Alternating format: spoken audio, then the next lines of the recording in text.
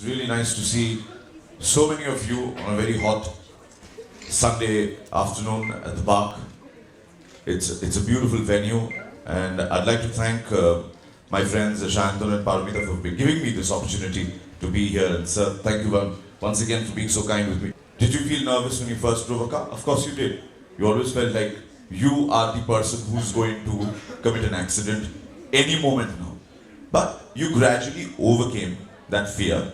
You got used to the steering, and your hand, feet, eye coordination became so smooth that you could be talking on Bluetooth to your loved ones while driving and still not missing the signal. Whenever you attempt something for the first time, and your first time is always the first time, yes, you do feel nervous. Your confidence takes time to build, and I believe it's on a slow cooking process. It does not happen to you instantly. It does not happen quickly. It will come to you gradually. Even if people appreciate you, you have a certain amount of confidence, we understand. What if people don't appreciate you? Then that perhaps brings in a different kind of confidence in you. It's because you keep feeling this angst that, oh, I could not do what I set out to achieve. Then I'm going to try it the next time. If it doesn't happen the next time, then it's the next time after the next time. And it keeps growing inside you. So your nervousness is just part of the process. Sweaty palms, sweaty brows, you're feeling tense, you need to go to the washroom so many times. I've interacted with so many people who are into public speaking, and they keep telling me weird things. It's like, আমি তো পেট clear করে গেলাম মিথ্যা, তারপর just before getting on stage, I felt the urge. So it keeps happening. Certain physiological things keep happening to you. Certain things are just in your mind. You feel they might go wrong. So this is always this tense moment inside. But once you're at it and you start getting an appreciative audience, for the first time you'll get 10 people clapping for you. Next time it'll probably go up to 20, and it'll keep on increasing. So that also helps building your confidence. Without appreciation, you're almost like a block. So speaking to the mirror at home, yes, it does have a lot of impact because you keep saying your things. Each one to his or her own. There is no fixed way to get away with that nervousness. But yes, appreciation does work in a big way. It does help sweep away that nervous feeling. Thank you very much for the question, because this is a very, very important area which often remains untouched. We have people operating in various fields, but somewhere we find them missing the bridge. There is a gap, there is a certain gap. You need to bridge that.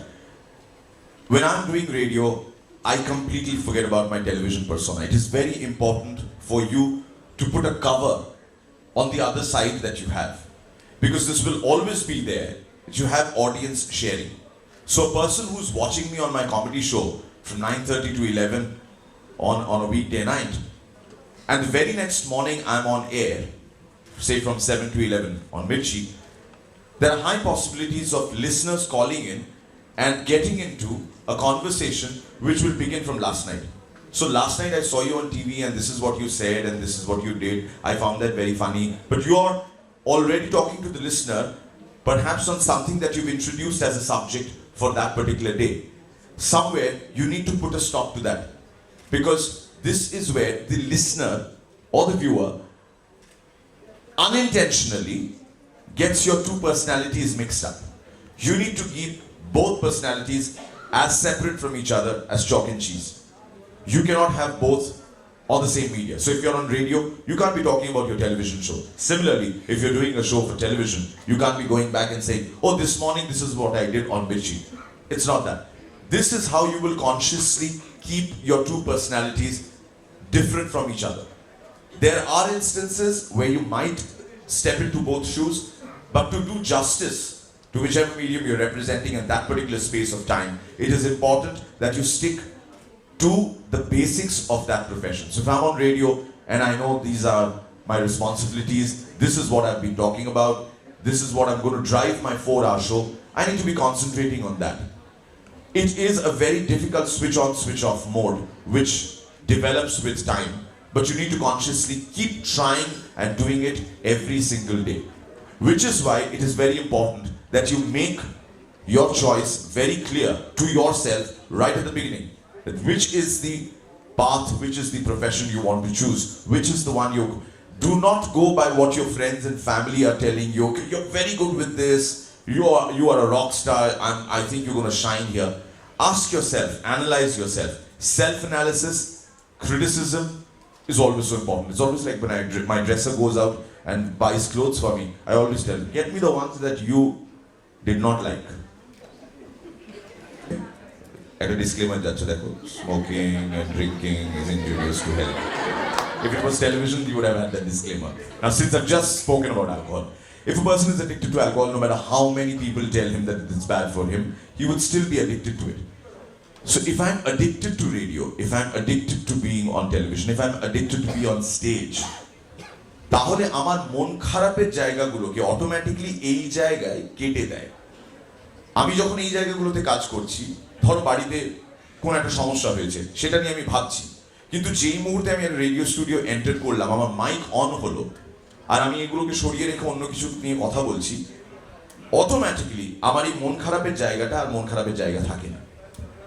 এই জায়গাটা automatically ভালো হতে থাকে। তুমি নিজেকে আগে, it's like comedy. If you do not know how to joke on yourself, if you don't know how to crack a joke with you as a subject, you will never have people appreciating what you have to offer as jokes or comedy.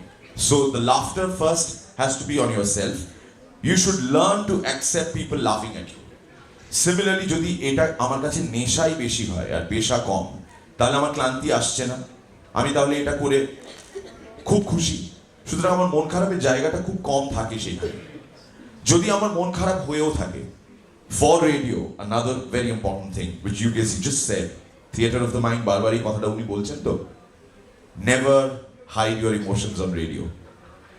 Even on film or on television, if you're feeling low, you'll do a little bit of makeup, you'll touch yourself up, you'll give that big fat smile, and you'll make yourself look very good. You probably will not be caught. But on radio, it's only your voice that you're communicating with. So if you're feeling bad, and if you're down mentally, you might be very down. Suppose you've lost a dear one. সেখানে তো একটা impossible situation, একটা লাগে সময়, সেটা 3 দিন লাগতে পারে, 1 সপ্তাহ লাগতে পারে, 1 মাসও লাগতে পারে, 1 বছরও লেগে যেতে পারে. You've lost someone very dear. In that case, I would suggest don't hide your emotions. If you can share your good times with your listeners, you can also share your bad times with your listeners. Your listeners will appreciate you, love you back, probably will not come over to the studio and pat you or give you a hug, but what they'll do for you on air, when you are in communication with them, you have the phone lines open, is simply unimaginable. I have experienced it at close quarters, which is why I can tell you this. I can vouch for it. He's watching a comedy show with Ethan. Last question.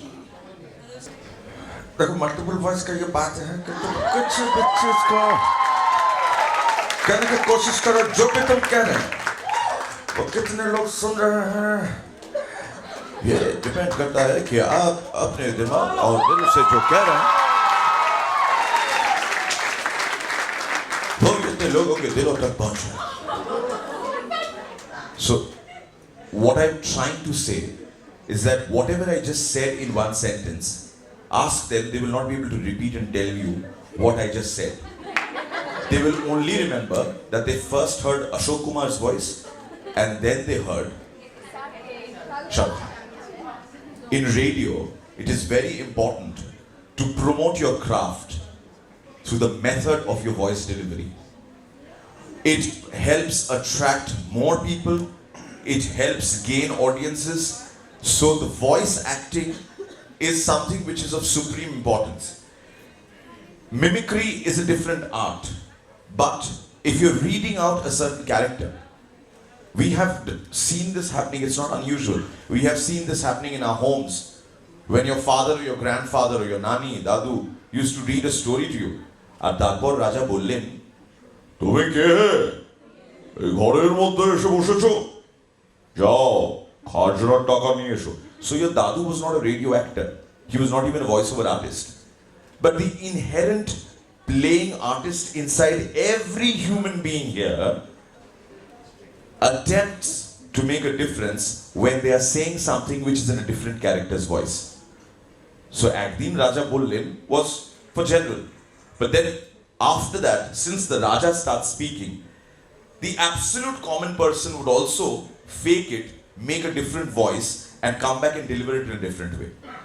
Were I to read out the entire story to that child would not be interested. Imagine someone saying, তারপর ডাইনি হেসে উঠলো, হেসে বলল, কোথায় যাচ্ছিস? দাঁড়া, আমি তোর ঘাড় মোটকে খাবো. Would anyone be interested? What makes the difference? তারপর ডাইনি বলল, কোথায় যাচ্ছিস? দাঁড়া, ঘাড় মোট. So and so forth. You grab more attention, you get more attention from people, and as a listener, you almost stamp that sense of guarantee that come what may, even if it's an urgency to visit to the washroom, he will carry that story with him. That is the magic of radio. Because as what UKC was saying, you are left to your imagination. You can then conjure up images just by hearing that voice.